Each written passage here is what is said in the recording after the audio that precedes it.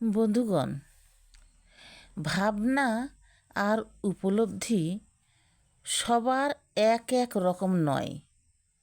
যার যার ভাবনা তার তার মতো হয়।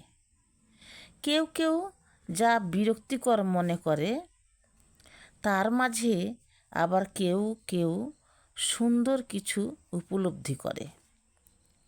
এই পৃথিবীতে সব কিছু সুন্দর, শুধু সুন্দর করে ভাবতে হবে আর উপলব্ধি করতে হবে। করলেই সেখানে সুখ, না করলে বিরক্তিকর। যেমন ধরুন, পাখির কিচিরমিচির ডাক, নদীর কলকল শব্দ, বৃষ্টির ঝনঝনানি, রাতের ঘুটঘুটে আঁধার, সকালের সূর্য এসে চোখে পড়া। এমনই কিছু কিছু মুহূর্ত আমাদের অনেক সুখময় হয়, আবার কারো কারো কাছে বিরক্তিকরও হয়।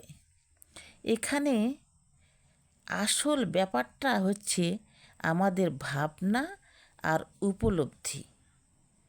ভাবনা আর উপলব্ধিটাই আমাদের কাছে আসল ব্যাপার।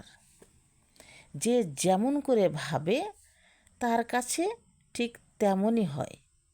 কারো কাছে সুখের হয়, কারো কাছে বিরক্তিকর হয়। ধন্যবাদ। আসসালামু আলাইকুম।